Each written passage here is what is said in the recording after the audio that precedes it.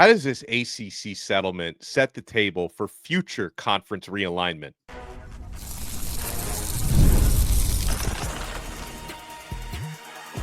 You are Locked On ACC, your daily podcast on the Atlantic Coast Conference. Part of the Locked On Podcast Network, your team every day. Shout out to the everydayers, and thank you so much for making Locked On ACC your first listen and your first watch today. We're available free wherever you get your podcasts. We're free on YouTube. We're part of the Locked On Podcast Network, your team every day. He is Kenton Gibbs from Locked On Wolfpack. I am Alex Dono from Locked On Canes, as we are in the final 6 years of Locked On ACC shows here, and today's episode is brought to you by FanDuel. Right now, new FanDuel customers can get $150 in bonus bets if your first $5 bet wins. And of course, talking more about this settlement and on where we go from here, we're very happy to bring back, and he has been Doug Rohan. If you follow him on social media and you've seen him on this show and other great podcasts out there, he's really been one of the best resources that we've had during these court cases. And I guess this is like, now we're kind of on the tail end here that the settlement is coming down. So attorney Doug Rohan, let me ask you, how does this settlement set the table for what is surely going to be future conference realignment? Well, first off, I'm not an expert in that area, and I'm not trying to add other areas of expertise. I'm going to be very happy to get back to my full-time job of running a 7-figure law firm with 20 employees. But it is true that the post-mortem on this settlement is, I think, exactly what Kenton was saying earlier this week. The ACC has put up a very, very challenging situation for their long-term continued success. It was already going to be hard if Florida State and Clemson leave, which I would put the odds at 98%, but it is possible that something gets worked out to keep them in the fold. It's possible we don't get an invite. You know, that's one of the things that people have thrown up in our victory lap as we've been celebrating the settlement and the victory. Ha, ha, ha, you're still in the ACC. Well, yeah, of course we are today. Of course we are tomorrow. But that's the question is, are conversations going to start happening? That's the first benefit to the settlement is we don't have to do cloak and dagger behind the scenes, secret talks. We can now talk openly. Second, how long do those talks take if they're going to happen? Does the Big Ten really want AAU status as a precondition or prerequisite to getting an invite? That's still 2028. Probably at the earliest.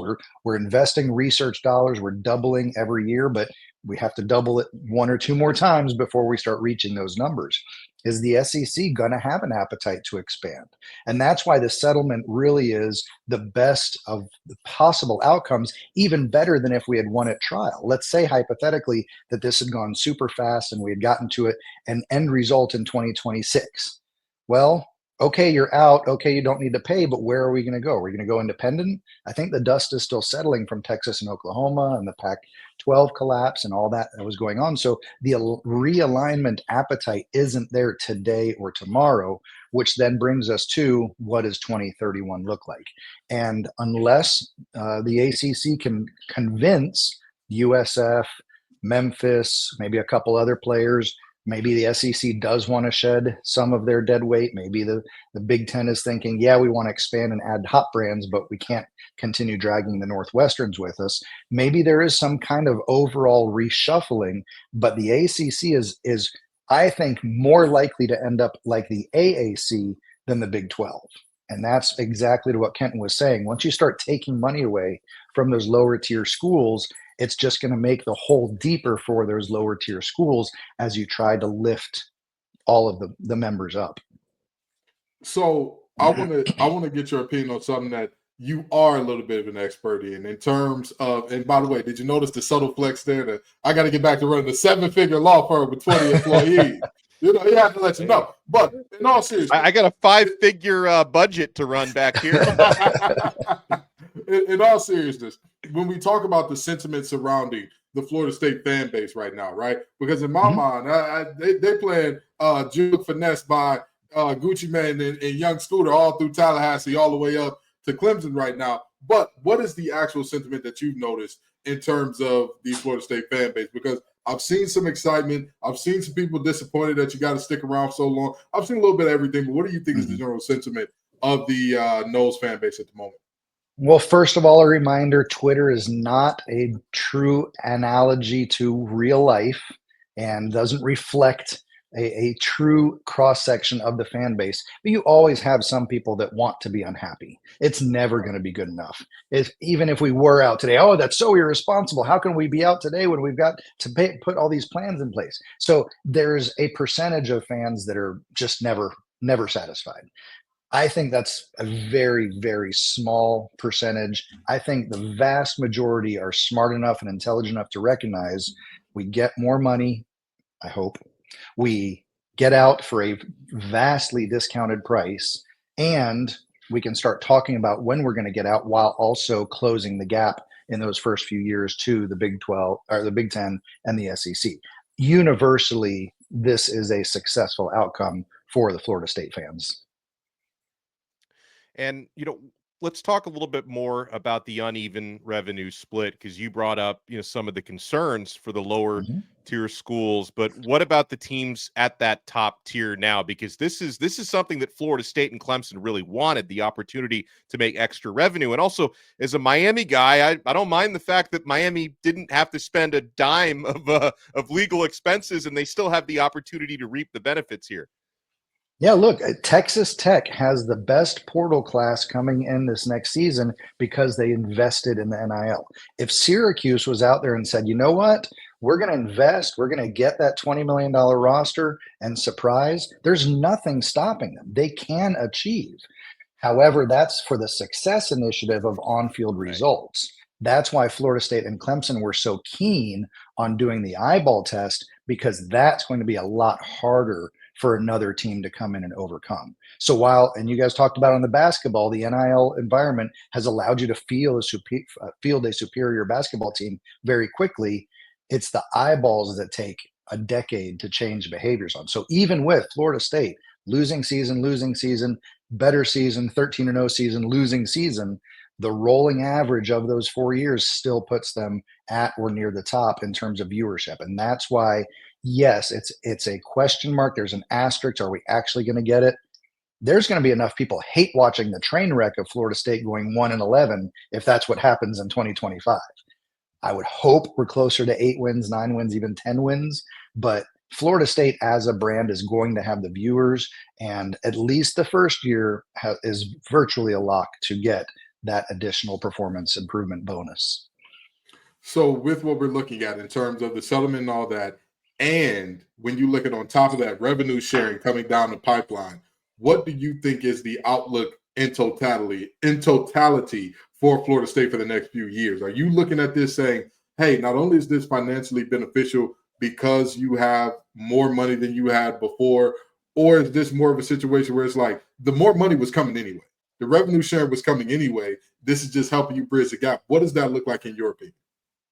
I think the unknown to answer your question is what was private equity going to do? Florida State was talking to private equity. So I can't really compare apples to apples knowing what the alternate version of the future was had this not been resolved, had there not been uneven revenue sharing. Because I suspect that Michael Alford and President McCullough would not have taken a loss or would not have taken anything lying down. They would have sought other opportunities. When I go back to the original filing of this lawsuit and the people that were giving us a hard time about filing the lawsuit, the money disparity was an existential threat to the continuation of Florida State as a premier football program.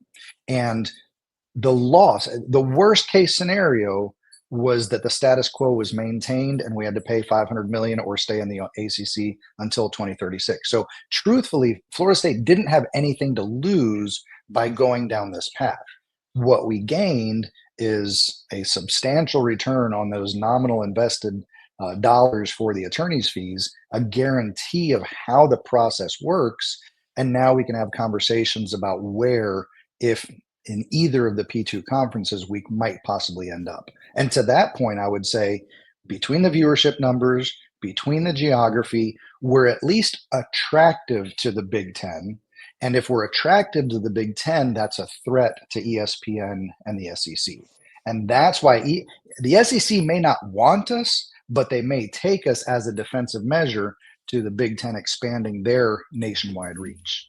Yeah, that's great. I want to continue this conversation when we come back with attorney Doug Rohan, because he just hit on something very important about playing that defense against Fox. And I want to go through some of the nuts and bolts of this settlement, because Doug predicted a lot of this, and he's rightfully taken some victory laps on social media. You want to keep it locked right here, my friends. We're nowhere near done yet on this brand new episode of Locked On ACC. My friends, I hope you've been trying out the FanDuel app, because when the game tips off, the NBA action is just getting started, and there's no better place to get in on it than FanDuel, America's #1 sportsbook. With FanDuel, you can place live bets throughout the game, so even if you miss the opening tip-off or you want to bet on a fourth quarter comeback, you can stay in the action. And if you're looking for a bigger payout, you can even combine your live bets into a same-game parlay.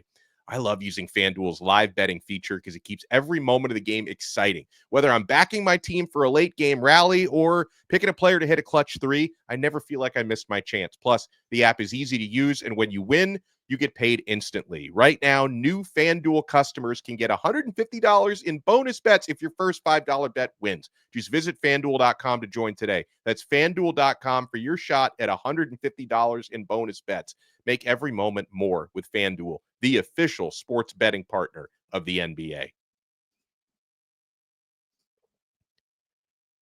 Thank you for making Locked On ACC your first listen and your first watch today. Still to come on this episode, we're going to talk some bracketology, because, man, the ACC, we're getting hammered right now when it comes to NCAA tournament predictions. But before we get to all that, let's continue this conversation with attorney Doug Rohan. So, Doug, when the settlement terms started to leak early this week and then it was ultimately approved on Tuesday, did anything you saw surprise you? Any terms maybe you weren't expecting?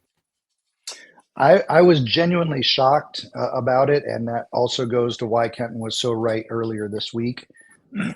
In order for the gap to close, I was on another podcast and it stated 7 million, 6 million, 5 million is not going to make a difference. The gap has to be 15 million or more. And to your point about getting some things right, ding, ding, ding, ding, ding, turns out the potential is there for $15 million. But the only way that math works is to take from the lower tier teams. And that's the thing that, first off, I did not even consider being a reality. I thought ESPN might be altruistic and might pony up some more dollars as part of their February extension. But as we saw, they did what they usually do, which is look out for themselves. So instead, they look, it was a unanimous vote by all the members. And that means that somebody, also to Kenton's point, he was right, somebody somewhere really turned the screws on the members, saying, if you want the ESPN contract to be extended, if you want the ACC to survive, then this is what it's going to take for it to happen. And the ACC decided, they made a business decision. We can either end in 2027, or we can end in 2031, or we can end in 2036. Right now, let's take the 2031 guarantee. Let's make our players happy. Let's make our teams happy. Let's acquiesce to giving up a portion of our dollars on the lower end, and we'll figure the rest out later. But Kenton, welcome to the club. It's feckless leadership. It's nepotism. It's incompetence. And that's what our lawsuit has been about since the very beginning. And that's what I've never denied about the ACC, because I've talked about it for so long. Those bozos over there in Chapel Hill were going to be the death of this conference. They were going to be the death of it. And boy, was I right. But that's another story for another time. Doug, when we talk about this case and kind of how everything, unraveled with this, we all acknowledge, everybody was astonished by how quickly this was settled and how everything went. But what do you think the odds are that, you talked about Disney protecting themselves and their money, Mickey Mouse money protecting itself? We're all astonished. We're all taken aback, Doug. We're taken aback.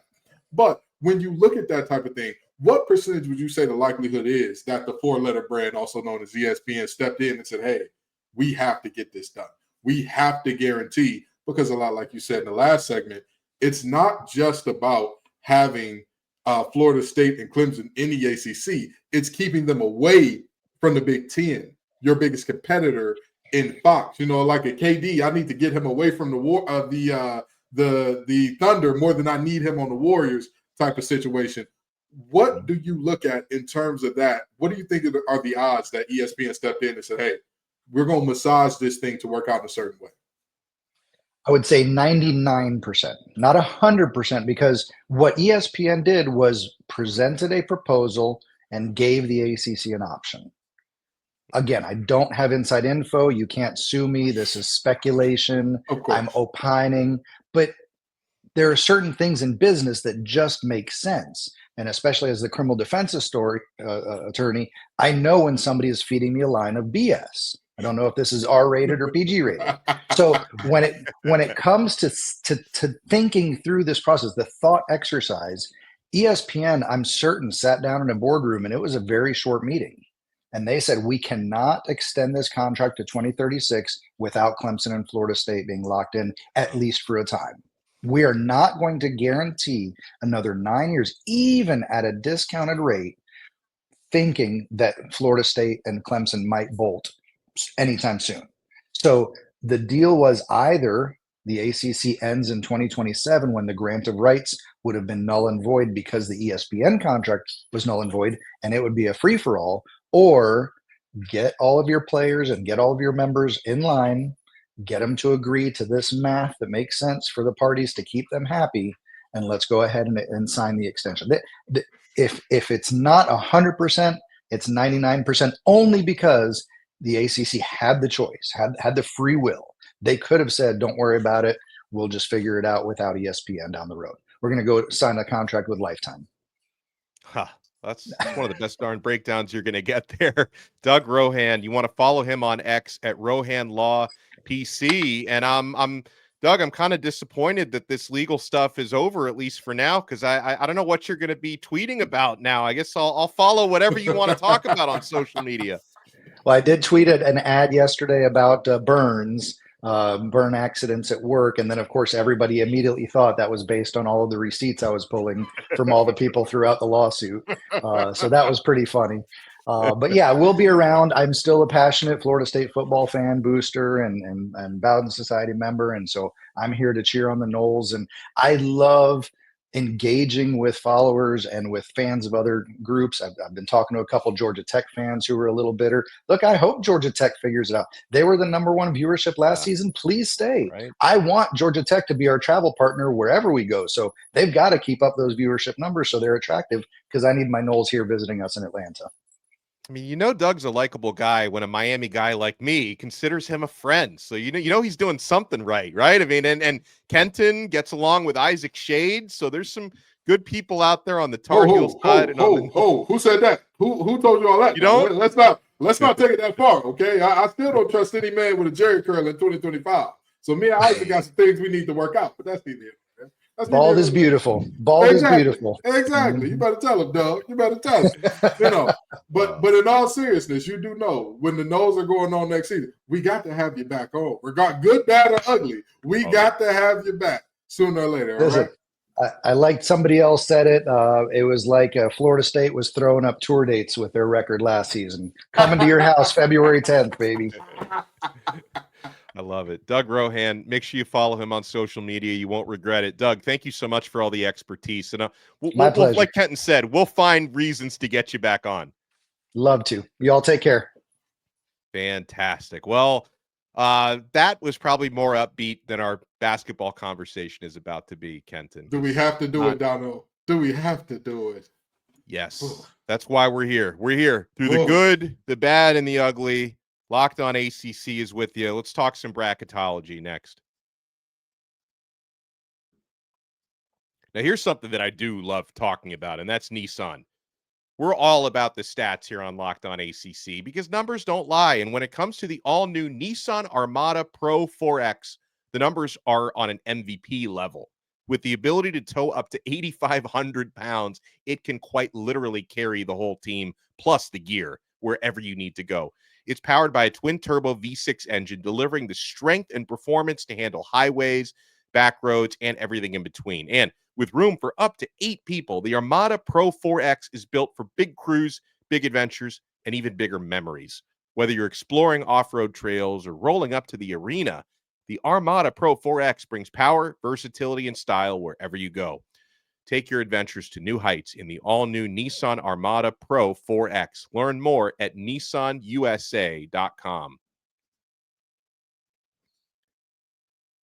Thank you so much for making Locked On ACC your first listen and your first watch today. For your next listen, make sure you check out Locked On College Basketball. Kenton's sworn enemy, Isaac Shade, and Andy Patton do a fantastic job getting you ready for the postseason. It's like your cheat sheet. They're going to have you ready to fill out your brackets on Locked On College Basketball. And Kenton, from an ACC point of view, we may only have, 3 options to win the NCAA tournament. Of course, Duke, a projected number 1 overall seed, would seemingly give us the best chance at success in the conference. But Clemson and Louisville, who have also punched their tickets to the NCAA tournament, also give us a strong shot. But I'm looking at Joe Lunardi's updated bracketology. He updates this daily. And for the Friday update, very disappointed, Kenton, to see he's only got 3. Those 3 that I mentioned, ACC teams getting into the tournament. He's got North Carolina among the first 4 out. He's got SMU among the next 4 out. And Wake Forest, who everybody had in the tournament a week ago, is nowhere to be seen after the awful stretch that they've gone on. And Kent, I know I've given you a mouthful already, but here's the most depressing part, okay? Is when you go through how many teams each conference is projected to get in. The SEC is projected to get 12. The Big 10, 10. 8 from the Big 12. 5 from the Big East. 4 from the Mountain West. 3 from the ACC and 2 from the WCC. The Mountain West is going to get more teams in the NCAA tournament than the ACC. Now, I'll give you the floor now. Dono said that we're here for you through the good and the bad and the ugly. This picture is so ugly. If you put his face in some cookie dough, you make gorilla cookies. This is terrible. This is awful. I'm going to say this. I'm begging you. Every single team, and I'm going to touch y'all's shoulder when I say this, every single team that's not named Duke, Louisville, or Clemson, one of y'all go steal a bid. Go steal a bid from somebody. Yeah. Okay? Please. Because at this point, and there's a world where this works out in a way. North Carolina is currently on the first 4 out, correct? Yes. If they win a couple games in this tournament, you win the right game, you can find yourself on the right side of the bubble. And then if another team happens to win it outright, you steal a bid, which is unfortunate because it may end up canceling out. This is why you don't want teams being on the back end of the bubble, because even if you do have a bid stealer, guess who they just stole the bid from? Far be it for me to ever root for the Dirty Foot Club, also known as the Tar Heels. However, do something. Hubert, RJ, do something. Do something. Again, every other team, Cal, Stanford, both of y'all are in the tournament. Do something. Notre Dame, you just barely snuck in by the hairs on your chin. Somebody steal a bid here. Because if Duke wins it, if Louisville wins it, if Clemson wins it, we're going to have 3. That's all there is to it. That's all there is to it. And even if somebody else wins it, unless UNC happens to beat Duke and Louisville or Clemson along the way, right, they're probably going to get the bid stolen from them.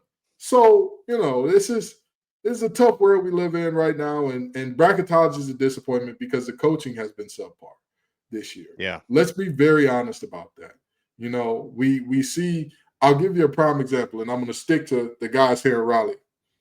Breon Pass is a senior on NC State's basketball team. He's been here for all 4 years. He shot 9 threes in his last game as a NC State Wolfpacker in the Lenovo Center, their home arena.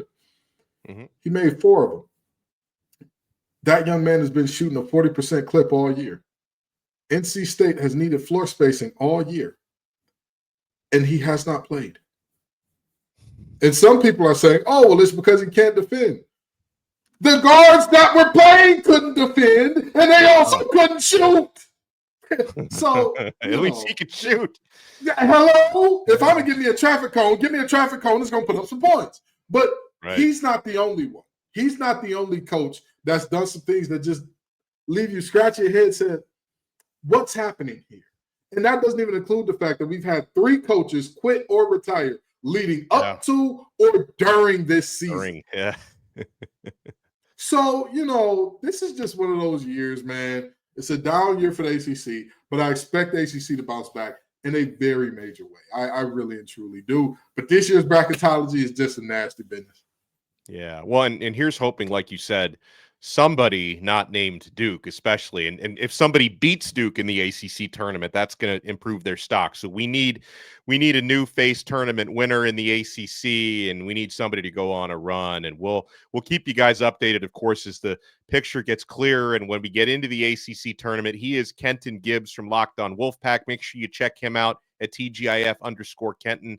I am Alex Dono from Locked On Canes. You can follow at Locked On Canes on X. And huge thank you again to Doug Rohan, attorney at law, for helping us break down this settlement. And we'll talk to you guys again next time on another episode of Locked On ACC. We are part of the awesome Locked On Podcast Network, your team every day.